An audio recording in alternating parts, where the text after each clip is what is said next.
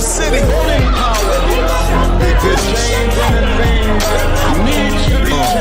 Politics, progress, game boards, objects viewed like pawns to be changed up our mindset. Value of the dollars at the center of this conflict, where lives only matter if they serve to make a profit. But if a midget sees further on the shoulders of the giant, then we should see further than the tyrant and build a future within alliance where success is our science in the quest to go higher. It's the heart of the city. Welcome home. This is HeartCity TV, and I'm your host, Kendall Chase. Today's show was inspired by a recent trip to the National Museum of African American Culture and History. And while I was there with my family, walking through the gift shop with my little people, of course, to buy some toy or tchotchke that they just felt like they had to have, I saw a pen. And that you pin on you, and it was a mirror with the words world changer on it. And I just imagined in that moment, what would it be like if we just could have a mirror in front of us that reminded us that we were world changers, that the change that we wanted to see in the world began inside of us. Well, tonight, each of our guests come with their unique perspective and their unique gift to changing the world. They are the agents of change, and their work is inspiring and helping and changing their communities, the people around them, their families. And we know that our city, Philadelphia especially, could use a little bit of change. But before we get started, we're going to open up with a word of prayer. And tonight, I'm going to offer that for us. Heavenly Father, we just thank you. We thank you for this opportunity to just come on air and serve you and serve all that can hear the sound of our voices. We here at Heart City, we ask you to come and enter into our studio, enter into the homes of all of our audience members, and just be present throughout this entire broadcast. Let this work that we do tonight be a part of your will and your way. We ask that you change our city. Help us each to know how we can be agents of change. We all know that the change that we want to see is inside of us. It's a unique gift that you have given to all of us. Help us to tap into that and to use that to do your work. Father God, we ask that you continue to put a hedge of protection around all those that are in need, those that are traveling near and far and doing all of your work throughout the city. We ask this in your mighty and matchless name. Amen. So we're going to jump right in on the other side of this commercial. This is HeartCity TV, and I'm Kendall Chase.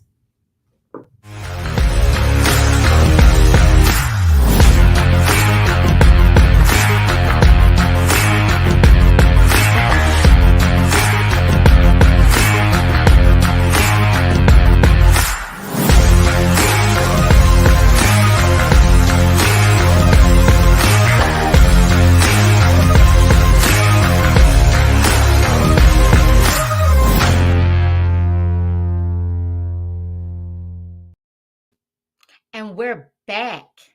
And I am so very excited. This next guest, these two women have been working tirelessly throughout the entire pandemic, serving our community in the West and Northwest regions of Philadelphia.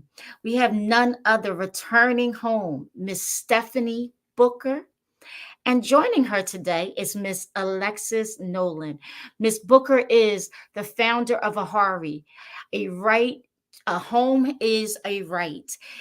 She is an amazing director that has been doing phenomenal work. And Alexis is her community outreach coordinator. They're joining us today to talk a little bit about an upcoming event that they have. I believe Heart City will be spending some time with you guys on that day. How are you, ladies? Fine, and yourself? We're good, and yourself? Happy to be here. Happy Yes. to be here with you. We have Miss Stephanie. Miss Stephanie, you are the founder of AHARI. Share with our audience what is coming up. What is this amazing work that AHARI will be doing in this upcoming time? Yes, thank you for having me back. This is the Of second time I'm course. talking with you. So thank you for letting us spotlight our event that we're so excited about. We've been working diligently behind the scenes to try and get everything together. So we have it set up. It's called we like a resiliency type event. Like we made Mhm. it through COVID. We're here to stand, and we're standing in unity. So with the unity, it starts at the top with the leaders. So that's why I joined Councilwoman Guntier and Mhm. Jamie Blackwell together along with us. So I said the community see all three of us working together in harmony. Maybe it'll go out throughout the community. Yeah. My primary purpose really is to promote peace, unity, happiness, bring some type of old school twist back, like in the neighborhood, people just having good old family Yeah. fun. We got double dutch. We got the 40 plus double Mm, dutch jumpers. Now, last year I got in that rope. I'm not gonna lie, we had fun, but I was hurt before we got out the rope. I So that's understand. going to leave that for the younger folks. But we have a Okay. lot of games that we're going to put out. We got a moon bounce, face painting. We have local live entertainment. We have Philly intruders, and we have a few more guests that's going to be out there to entertain you. From resources is going to be from 10 a.m. in the morning until 4. We're going to wrap the resource part up and go into the entertainment. Then Hmm. let's take it back. We're going to have our speakers at 2. Well, Okay. Heart City Radio will is on the schedule to come on at either 1:30. So you have your half an hour segment. We're looking forward to all the resources, all the information we'll be able to bring the community, and not just like postcards or commercials. We're going to have live people at all different ages to talk about how serious this COVID thing is, how important it is for us to communicate with each other, talk, help each other, and Yeah. respect one another. So, Alexis, Mhm. you are the community outreach coordinator for AHARI, and you support Miss Stephanie and her big vision for Yes, how I we serve our community. Tell us a little bit about the work that AHARI does day in and out. Ahari has been working in this year basically alongside the COVID initiative. And what Okay. we've been doing is basically outside in the community, advocating and probably giving information in regards to people's hesitancy around COVID-19 and Mhm. around vaccinations. What we've been doing is that we've been doing community outreach. We've actually been Mhm. doing COVID trainings in different homeless shelters and group homes. Mm. Just to be able to create more information to break down any myths or misconceptions regarding COVID-19 or the vaccines. Help even assisting individuals to get vaccinated, if they didn't know locations or they didn't know how they were going to get there or where Mhm. they could go, we were able to provide that information alongside providing individuals with tangible resources in the community. Mm-hmm. Alongside of, hey, are you vaccinated? Do you know anything about COVID-19? Hey, here goes some deodorant. Here goes some toothpaste. Just normal Yeah. everyday things that people sometimes just don't have access to. So those are Mm-hmm. some of the things that our heart has been doing in the community, just to like I always say on our Instagram and our Facebook, is that we serve the community in need. We're here in the community where the people need us. So that's kind of what we've been doing. Mm-hmm. That's awesome. So, when exactly is this upcoming event? So this upcoming event is July 22nd, which is next Friday. It'll start at 10 a.m. in Malcolm X Park, and it will be going to 7 p.m. And like Miss Stephanie said, we will be having resource vendors and entertainment. Some of the resource vendors we're having will be Virtue Community Partnership. They'll be bringing Mhm. their mobile bus onto the grounds and actually teaching adults and children in the community how to make, healthier recipes that they can Mm. use. We'll also be giving out free food. We'll be giving out clothes, shoes. We'll have individuals talking about feminine and male hygiene. We'll be having individuals from the city of Philadelphia in the drug and prevention unit. We'll even have the police department there as well, setting up Yes. a table. Yeah. So I think that anything that you could possibly need, we'll be giving you. We'll be out there giving it to you, as well as we'll be giving out lunch as well. So I Okay. think that it's definitely an event that you don't want to miss. It's definitely an event that you need to be at. And I think that when people walk away from this event, they'll feel full. They'll have faith in our communities, that our communities are here to stay. And even though we're having a lot of things that are going on in our city of Philadelphia, that the community is here to stay and support them. So, Miss Stephanie, who should come out to this event? Because AHARI serves both veterans, and that kind of implies that they're older, but you also Mhm. have a strong connection with the young people in our community.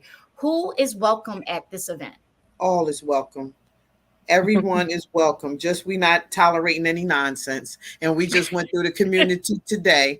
That park is a park where I grew up at and where I played at. My friends grew up there as well. And we come from a generation where we old school policing. So I had to go talk to my people and let them know what's going on. And we just need to watch out for each other, to Right. make sure everybody's okay. And they were fine. They were happy. Like, is a need for this. They're looking forward. And we said feeding them. Mission Barbecue is catering it for it. They will be there with the big truck. Now we got food for 100 people. So the first 100 people will be fed. We're not saying we can feed everybody, but that's what our budget is today. But I'm quite sure everyone that enters that park won't leave empty-handed. They'll have something to take home.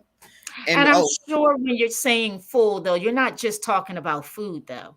no, not full in the heart and the mind and the soul. Yeah. Like saying we still have people that actually care about us or understand us or can meet us where we are. And that's the thing. And we was just going through the park just recently, and there's people out here saying we feel so isolated from being, dealing with COVID. You're like, there's nobody around. It's like a desert out here, and people are yearning to interact with others. And human beings wasn't created to be alone anyway. No. So this is definitely a challenge for people that are, isolated and they have to quarantine and things of that nature. So get them out the house, let them know it's people still out here to care, and AHARI group is one of them. And as far as Alexis, I want to say something about Alexis. Alexis has been a godsend coming to me, seriously, because I have been doing a lot by myself. Different people say they're going to do certain things, but they're not really in it and dedicated. You can hear it, but then they fall off after they see how difficult the work is. But Alexis has brought so many resources into AHARI since she started in just a short period of time. I'm very thankful for her. So she is your very own change agent. She is Oh, your yes. very own change agent. Yes, yes, yes. And it gives me the opportunity to focus on making stronger partnerships and bringing in more resources to the organization as well as funding. So you are appreciated. Well, I love it. I love that Heart City could not only be a platform where we celebrate the work that your organization is doing, but a platform that you feel strongly and comfortable enough to celebrate your partners and your employees. This is a great thing for us today. Before we leave, I want you to just share with our audience one last time where the event is, what time they should arrive, and the name of the event. We make sure that they know and they don't forget. So the event is July 22nd. It will be at Malcolm X Park from 10 a.m. to 7 p.m. And the name of the block is a celebration of community. It's a celebration of resiliency, the Community Block Party. And if anybody wants to gain any more information, if anybody wants to vend, even though tomorrow will be the last day, they can go to aharihomes.org. And that's where if you guys wanted to vend, if you wanted to volunteer, anything of that nature, to participate. But tomorrow is the last day that we will be taking those submissions. So, Heart City family, don't worry. Heart City is looking out. We will be posting up all the information for AHARI and this amazing event, a celebration of resiliency. That is exactly what we need, a celebration. This is the event to be at. Bring your family out. This is an event that you can bring the entire family out Yes. to. They've worked very hard and they've partnered with some amazing legislative partners in our city that have shown day in and day out that they're also committed to our work and to our city doing well. So I thank you, Miss Stephanie. I thank you, Alexis, for joining us for the first time. Heart City family, give Alexis some love because she was not looking forward to coming on air, but I think she did amazing. Yeah, she did. So thank you so very much, both of you ladies. And Heart City will be out in Malcolm X Park on Friday, July 22nd. We'll be kicking off about 1:30 with the segment live and in person. So come out and meet with us. We would love to see our audience in person. Thank you so much, ladies. Thank you. Thank you. All right, Heart City. That is AHARI. We have been partnering with them in efforts to just really support their work. This event coming up, a celebration of resiliency, a community block party. We all love a block party in Philly. It is nothing like the smell of a hot dog cooking and the block being blocked off. Maybe the fire hydrants won't be open, but we can still jump double dutch and do all the things that we used to do. This is the time. So go out to Malcolm X Park on Friday, July 22nd from 10 a.m. to 7 p.m. You do not want to miss any of the activities. Up next, we have a Heart City favorite. I enjoy booking him when we had him on the radio station, but I also love spending time with him on air together. This is none other than brother Akil Parker. Hey, brother, how are you today? I'm doing good today, Kendall. How are you? I'm wonderful, Mr. All This Math. Listen, I have my son watching your videos on YouTube. He aced that end of year testing on math and said, Mommy, I can do math like nobody else. And I credit a lot of that to you. He's, having somebody that looks like him, looks like his family, telling him that math is something that he can do. And so thank you very, very much. Before we get started, you haven't been with us for a while, so tell us what's going on in your world. In my world, well, I'm finalizing a book actually for the community called "Why All This Math," where it's like a collection of different math skills that parents can use with their children to basically take the power of mathematics education kind of out of the school system's hand and put it back in their own hands. And so that way, like if your children are not homeschooled, which most children are not homeschooled, when they go into the classrooms at the public schools or the charter schools or even the parochial schools, they won't feel so intimidated, won't feel so uncomfortable, because they'll basically be like, oh, okay, I understand this. I've been doing this, forever, in the house with my mom, with my dad, with my grandparents, with my uncles and aunts, in the car, riding around. Like we've integrated math into our everyday activity, and we've done it in a real organic way that makes sense. So I've been working on that book and, just doing some other work this summer with the YMCA and some students down in Baltimore, doing some algebra boot camps with them. So that's kind of, what I've been going on right now. So algebra boot camps, I could have used that in 1993 when I was trying to get through Miss Mosley at Girls High. I needed that badly. I think you have to have a certain brain to really get that naturally. Tell us a little bit about why an algebra boot camp. Well, algebra is really the foundation, for the higher level maths. And if you get that strong foundation and, once you get to the trigonometry or the geometry or the calculus, it won't be so intimidating. I remember I had a calculus teacher in the 12th grade that used to always, comment to us as a class, like, it's not the calculus that y'all get wrong, it's the algebra.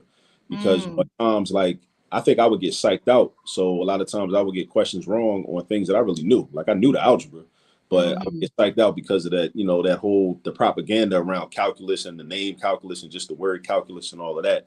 So, algebra is really, really the foundation after the math fundamentals, because that's another issue too. Like a lot of people really never learn the fundamentals of math, like the fundamentals of arithmetic and really conceptually what's happening.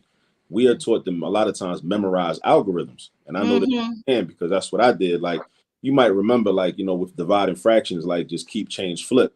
But we don't really learn all the time, like, what does it mean when you're dividing something? Like, what does that even mean? What does it mean when you're multiplying something? Like, what does that really mean? Or the connection between addition and multiplication, or the connections between subtraction and division, Okay. So, but algebra really sets the stage for like everything else. And a lot of us don't really master algebra. So then it becomes this reinforcement of failure in every subsequent math course. So you get to geometry, you might have an algebra class in the 9th grade, don't do well in it. You might pass because you turned in all the homework, did all the classwork or did enough to get a passing grade, but you don't know algebra though. And then, you get to geometry, and geometry is just algebra 1 with shapes. And then, you still can't do the algebra. So you can't solve the equation. So you can't answer the questions in geometry. And then the sad thing is that since you can't really excel with the geometry or any of the other classes, you're not able to get the important aspects of mathematics, which is developing your critical thinking ability. So when a lot of students often say, when am I going to use this stuff? Or adults years later look back and say, this was useless, I never used it. Well, the reality is it's about the critical thinking ability, because the mathematics develop the critical thinking ability. And that's kind of like the hidden gem in mathematics. And those people are right. A lot of people don't have critical thinking ability, which is why they're not able to respond to things that they see in the media, or things they see corporations are doing, or things they see governmental entities are doing, and not realize what the real implications of those things are, because they don't have that critical thinking ability. And I'm a firm believer that math really helps to, it's not the only way, but it's definitely a major component of developing our critical thinking ability. So all this math really is all part of our world. Okay. And we're going to jump a little bit off of math, but I think it ties into the critical thinking. We're going to do the EKG tonight.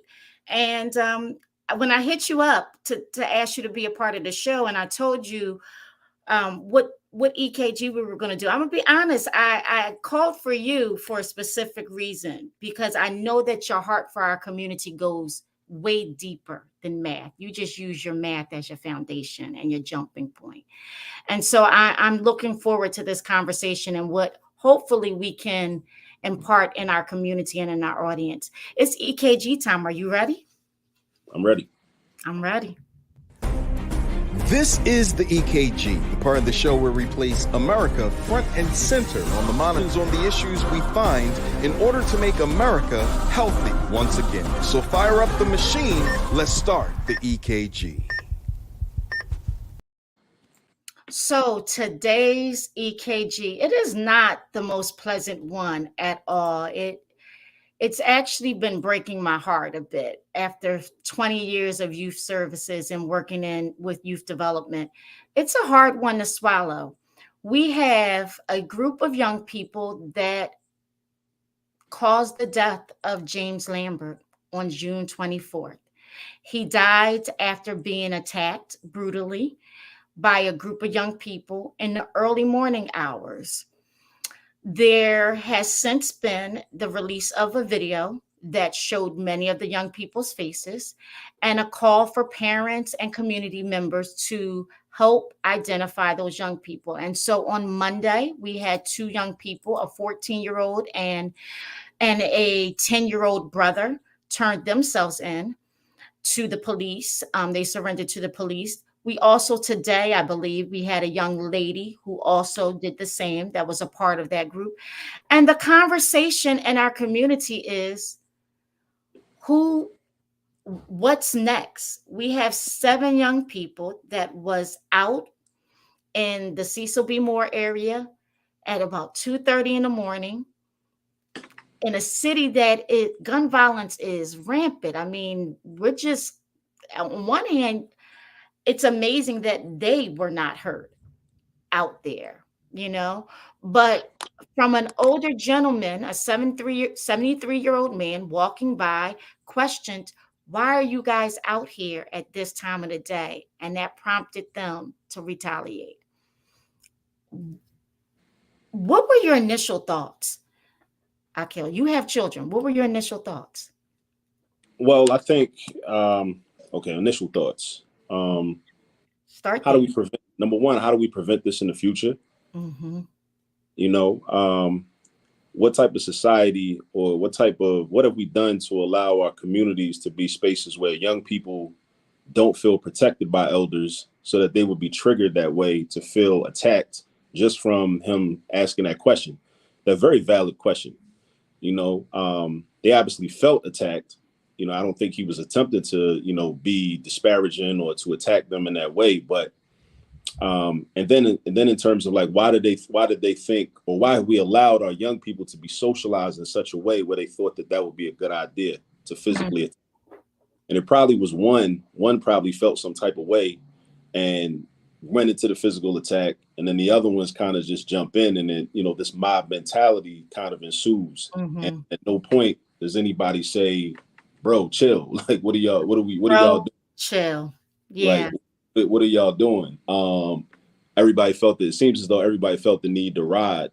But that brings me to another thing that I thought about, which is oftentimes when there are these violent acts that take place, I wonder if anyone actually sits down with these young people and just regards them as human beings and asks them the question directly, why did you do that? Or why did you think it was a good idea? Because oftentimes in the court of public opinion, we hear about these stories or we hear about shootings, and we automatically a lot of us are just conditioned to believe in, Black pathology and just the discrimination of Black people. So if it's something Black people involved, it's like, it doesn't matter what was going on in their mind or why they thought it was a good idea.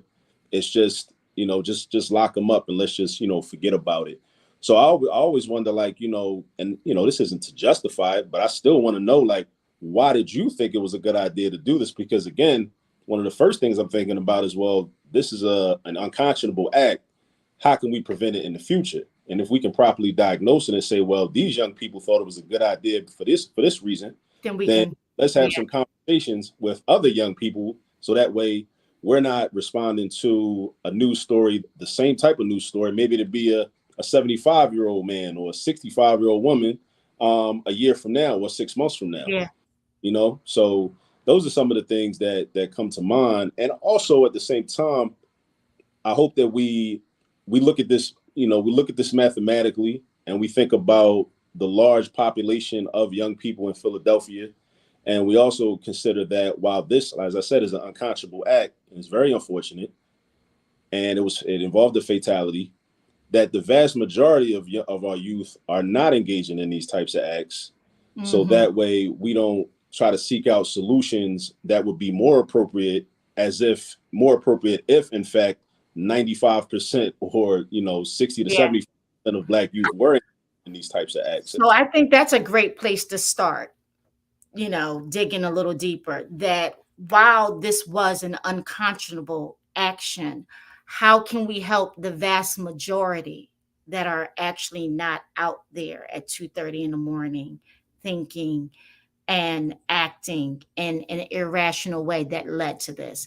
Where do we begin? Because we're inundated, and Heart City, we're part of the media, so we play our part in this as well. But there is at least 3 or 4 versions of this topic, this particular situation, produced every single day for the last 3 weeks. We have heard all about this man's life. We know how many people loved him, but we also have been judging parents as if all parents of young people have failed their children. And, that's another question. Have the parents failed their children? That has been out there. So I think it goes beyond the parents. I think it goes to the community. I think like I live not too far from 21st and Cecil B. Moore. I feel like I failed these children. Once upon a time, maybe about 5 years ago, I wrote an article about that. And I entitled the article "It's My Fault," and because I was having these thoughts and these ideas of how different would it be as a community if, when something like this happened, if instead of many of us saying, well, the parents should have did this, or it shouldn't have been out, what if we said, well, if we took a communal approach or a collectivist type of approach instead of an individualistic approach and said, well, I'm a part of this community, so what could I have done differently? Right. Even if technically we know, okay, well, it really wasn't your fault, but what if we still took that mentality? We adopted that type of ideology. How different would things be? Because then, if that transcended this type of incident and we started to think about that just generally about everything that happens, then we would be able to, we'd definitely be able to prevent a lot of these problems before they happen, because we'd feel like, well, this is my responsibility. These random children that live around the corner somewhere, way down there, they're still my responsibility. So maybe I should try to get with some other adults and we start some programming. Those random children would not be so random anymore. Right. And then because it's really about the socialization process, because again, these young people thought that this was a good idea. Whether we believe it's a good idea or not, for some reason, they thought this was a good idea. And so that means they've been socialized for a long period of time to believe that doing something like this was a good idea. And who's to say that? I mean, because jumping people is nothing new. It just so happens that this is getting a lot of publicity because the gentleman died. But if he hadn't died, we might not have heard nothing about it. Yeah. And it's easy for, you jump somebody and like they fall and hit their head the wrong way and they die. But what if they don't fall and hit their head? Then they end up beat up and in the hospital. They, kind of. And so an attorney said this was a childish action Right. gone wrong. But do we trivialize the impact that their actions have by calling it childish? I mean, No, not at all. Because still, even if it's a childish act, again, it goes back to that, that socialization process. The main issue is like they thought that this was a good idea, and even if these children or other children or some adults I know when they were children participated in these types of acts, even if it didn't render the type of fatal results, it still was a problem. And it really speaks to like a lot of the dysfunction that is rampant in our communities. And which is why, like, I think we have to, well, I know a lot more of us as adults, we have to take more ownership of, again, that socialization process of the young children. And for the parents, I think we have to consider that a lot of parents don't know how to parent. And I think that, and I shouldn't say that. What I should say is, I think many parents are on a certain trajectory and different parents are at different points and places on their own parental trajectory, because we're all learning how to parent. Like my son is almost 17 years old. I'm still learning how to parent every day. And some days I make mistakes. Some days I don't. Some days are better than others. Some days I reflect and I'm like, I shouldn't have talked to him like that. Or maybe today was a good day. Or today was better than yesterday. Or maybe I should make some different decisions with my 10-year-old daughter or with my 3-year-old son.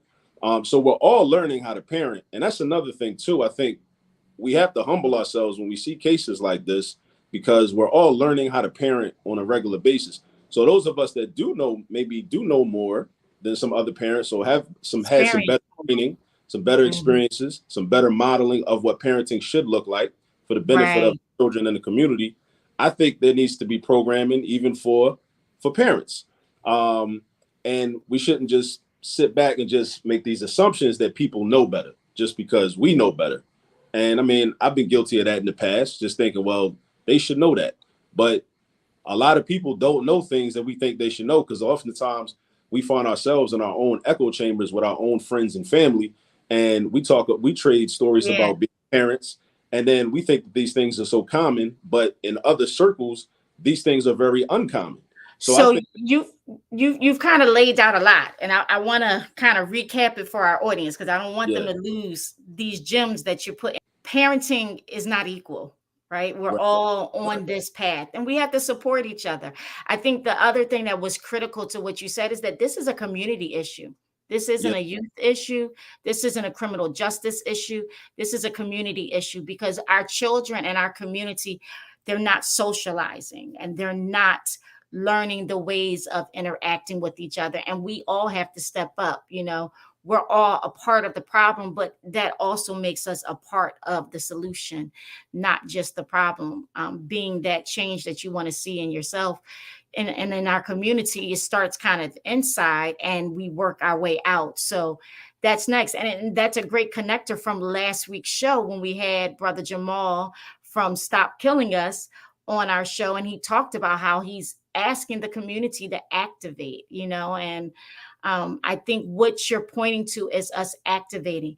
So in closing, if you were to leave, one or two gems that you would like the community to think about when they're, discussing this situation in their homes, or even sharing it with their children as a lesson learned, what would you share with them? So I think that if we want to solve this problem, and we want to solve any problem, we should think about this phrase. It's a Latin phrase called cui bono, which essentially means who benefits. So I think oftentimes, like, we know this is a bad act. As I said a couple of times, it's an unconscionable act. But in terms of analysis, if we really want to solve the problem, as opposed to just indict and attack those that are responsible, which we should hold them accountable, definitely, right? But we should look at who benefits from this. So once we look at who benefits from this, whether they be, the police force, whether it be the criminal justice system, whether it be the prison industrial complex, whether it be, news media outlets that only want to sensationalize and just, highlight these negative acts. Right. Not this program. I think in this program, my experience with you all is that you highlight issues so that we can talk about solutions and work toward finding solutions. But the major news networks, for the most part, they just want to get ratings. They want to get ratings, and they want to just do the reports. So it's good if they benefit from it too, because people like to see that. Same reason people go to social media and look at, certain pages, like whether it's like Baller Alert or, they just want to see, okay, well, how trifling are black people being today? Right. It's a lot of clicks. It gets a lot of traffic, right? So once we start to look at like who benefits, and then we say, okay, well, these people are benefiting. So if we want to stop this problem, how would they be affected? Or how are they in support of these types of problems, right? Because then I think we can start to look. Then we also need to start to look at that, because then we can figure out what really needs to happen in order to stop these things from happening, right? So I would definitely say that in terms of if we're serious about analysis and trying to really solve these problems, just like with math, problem solving, that's what it's all about. Right. A lot of people are not about problem solving. A lot of people kind of, if they want to admit it or not, they kind of become comfortable with this type of report, because it's a reinforcement of black pathology, because they don't believe the humanity of black people, because they've been taught from day one that black people are inhuman. Even many members of the black community are taught this, and they buy into these ideas. So a story like this to them will give them confirmation. See, look what these children did. See, look what these black parents are allowing their children to do. When in fact, it was a group of children. Maybe one of the children set it off for whatever reason, and then the other ones just jumped in it. It could have went either way. If the one didn't set it off, then none of this probably wouldn't have happened. And then at the same time, these things happen on a more regular basis, and it's unfortunate that the brother was murdered as a result. But like I also said, like, we have to take responsibility as a community if we're serious about changing these things. A lot of us try to just fall back into our own silos and our own houses and say, well, I worry about my kids. But you can't just worry about your kids, because your children interact with the community. Yeah. I thank you. You always kind of tie it all together, not so much in a nice, neat bow, but you tie it together so that it's plain and simple. And I appreciate that. The truth needs to be laid out plain and simple, and we can problem solve this. I appreciate the perspective. Thank you so very much. And as always, welcome home. And we want to be one of the first people that get to highlight your upcoming book. So please make sure that we know when it's ready to be released, so that we can support it and make sure that everyone is getting that book into their homes. They should have a copy in their house and in the car. That way you don't forget it when you put it in one. Keep one in each, keep the car version and keep the one for the house, So we want to be a support. Brother Akil, I appreciate you as always. And thank you so very much for your time today. Thanks for having me. Of course. All right, Heart City. On the other side of this commercial, we have an amazing, phenomenal story coming to you about a woman that has overcome so very much, and we cannot wait to share how she is a change agent of her own and in her own community. So on the other side of this commercial, we'll be back. This is Heart City TV, and I'm your host, Kendall Chase.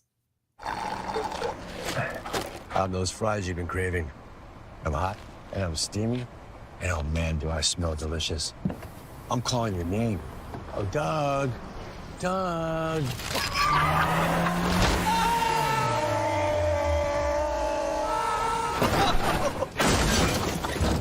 And if you don't have the right auto insurance coverage, paying for these repairs may be tough to swallow. Get Allstate and be better protected from mayhem for a whole lot less.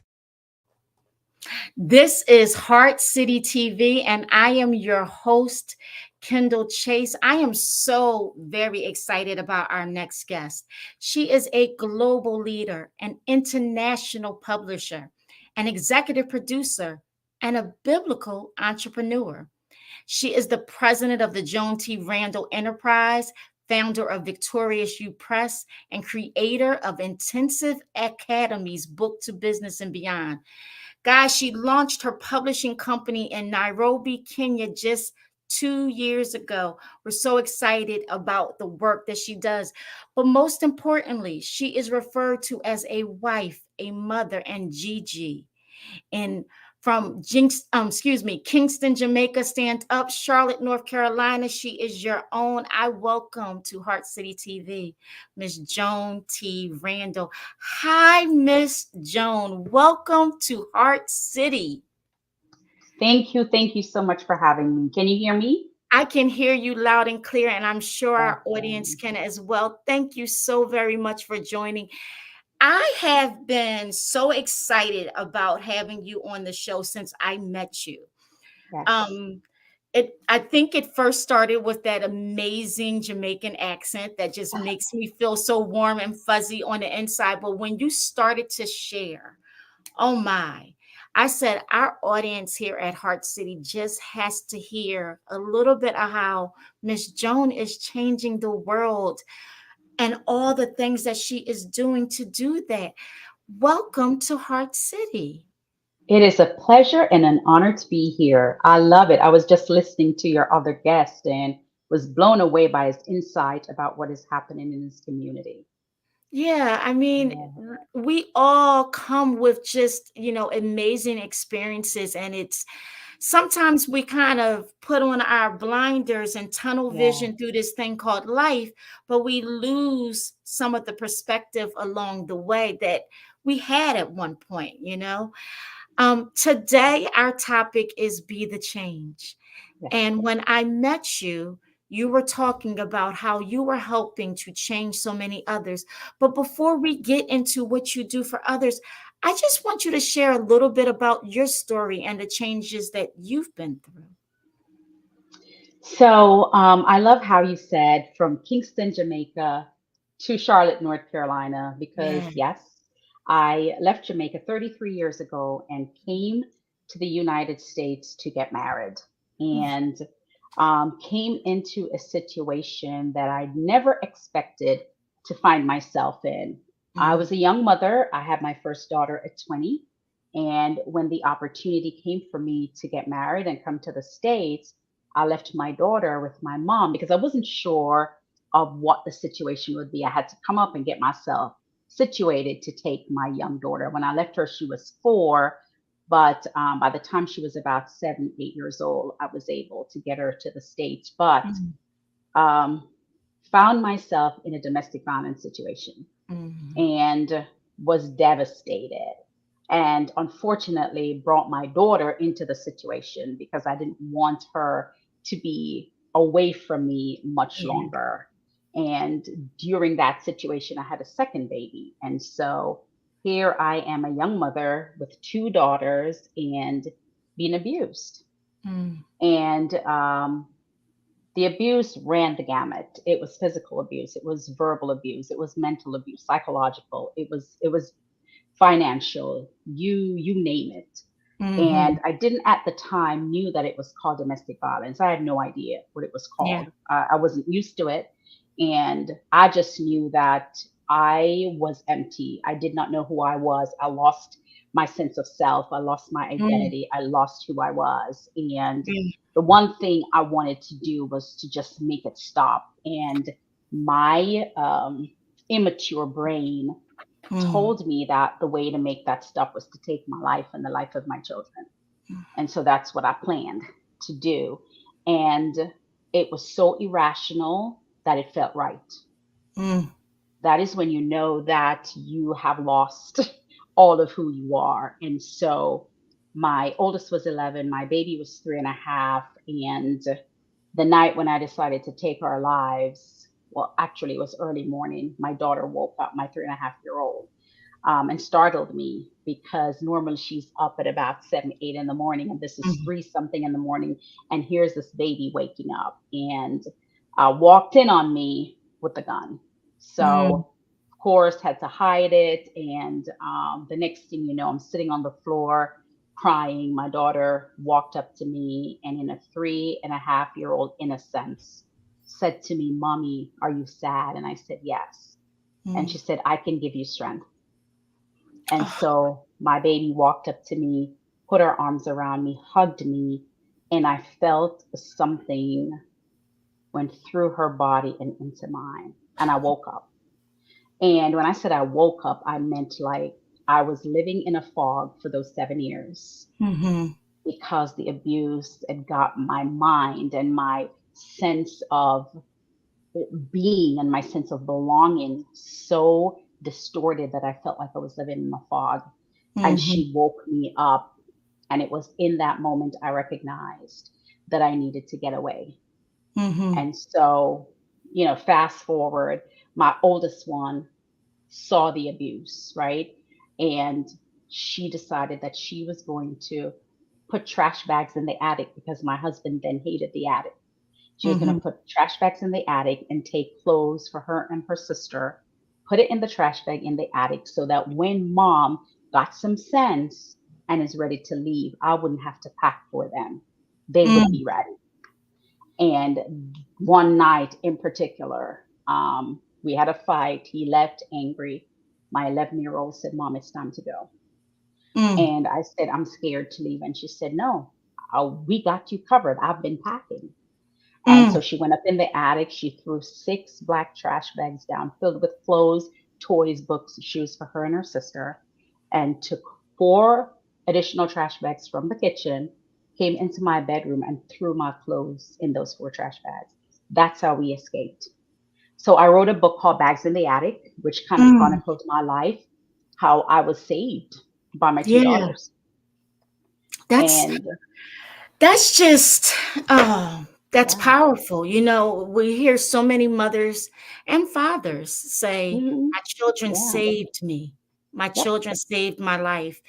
Um, but your children really saved your life.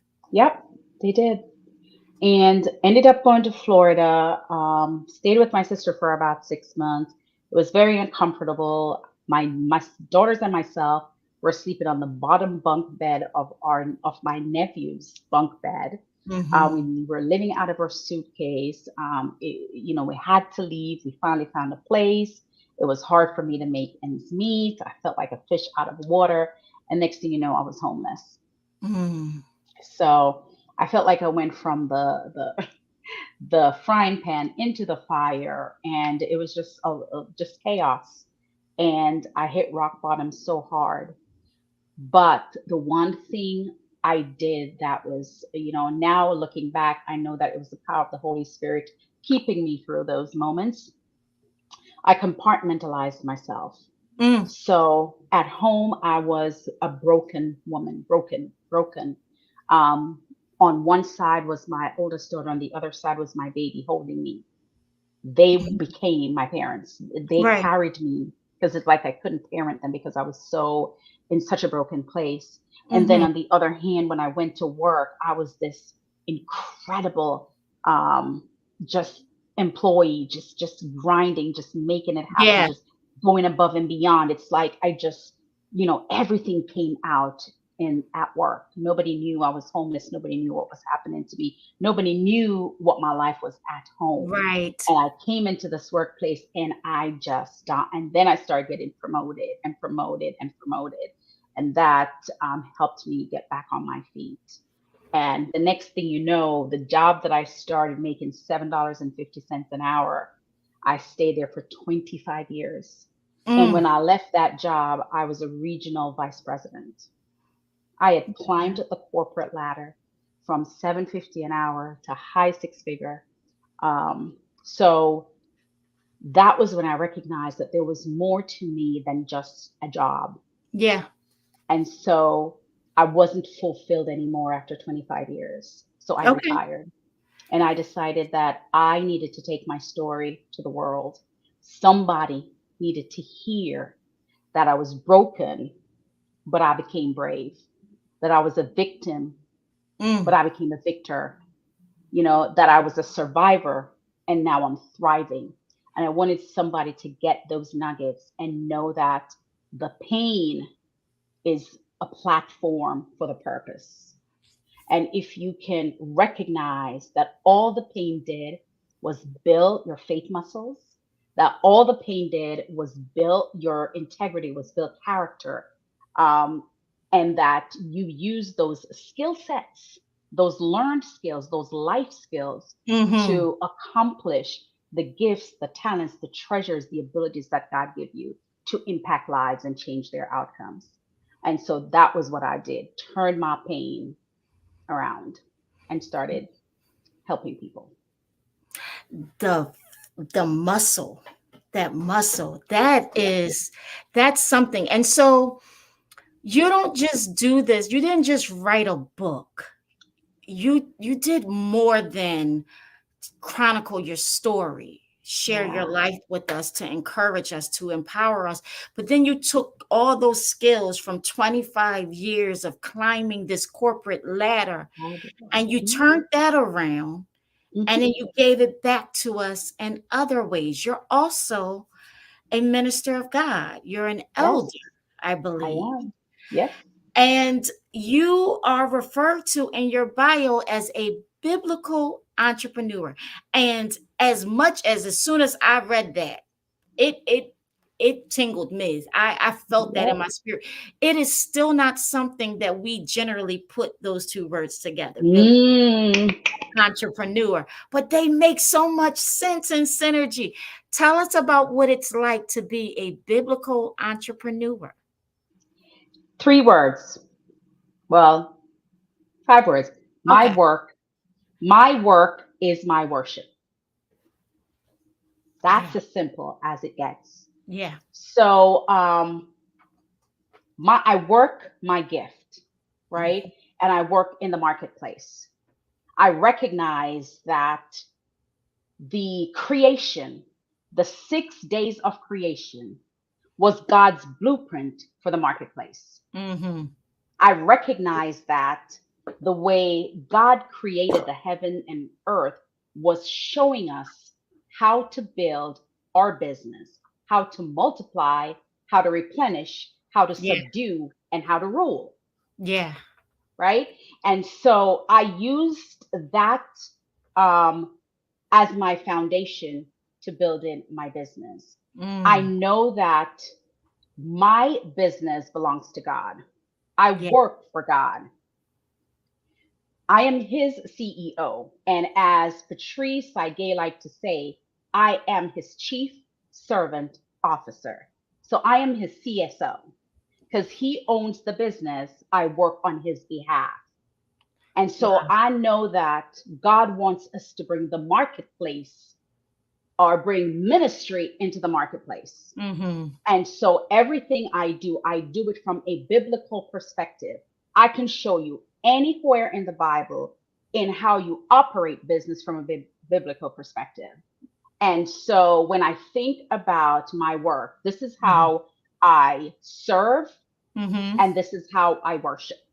My work is my worship, because when I assist a client or I assist a partner or a colleague, I am putting my all, my excellence in what I do. And it is always to impact the kingdom of God. It's never about me. It's impacting God's kingdom.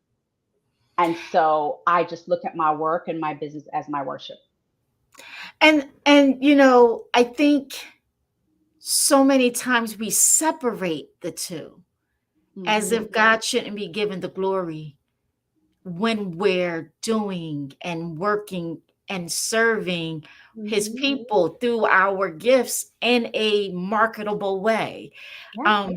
And sometimes our churches don't really understand that connection either. And they're where we get our guidance. And you're starting to help them too. You are the publishing director for the Nehemiah Project, and you guys have launched a great and amazing initiative to help churches. Tell us what that initiative is and how it is designed to help our churches.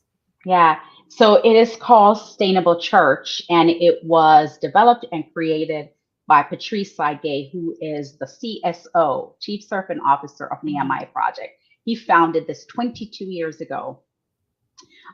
This organization is now on 5 continents and in 38 countries around the world. And over the life of Nehemiah Project, Patrice Saige and his team has served about 20,000 entrepreneurs, have been trained biblically on how to do ministry in the marketplace. 2,000 entrepreneurs have been coached. And the goal, and they have invested already into they've invested $2.5 million already into small businesses, because Wow. small businesses is the heart of the country. It Mm-hmm. is the heart of the economy, small Yeah. business, right? And so what Sustainable Church did was to find a solution to a problem. Mm-hmm. After the pandemic, there was a lot of church that lost members in the congregation because people just stopped showing up for church. Especially And when there you were a can get it lot of, online. You can get it yeah, online. yeah. And here's the thing. I think that also prevented tithes and offerings from coming in the way Mm-hmm. it was. There was a lot of church that even struggled to even do their services online because they weren't church. There weren't an organization or a member. Let me back up.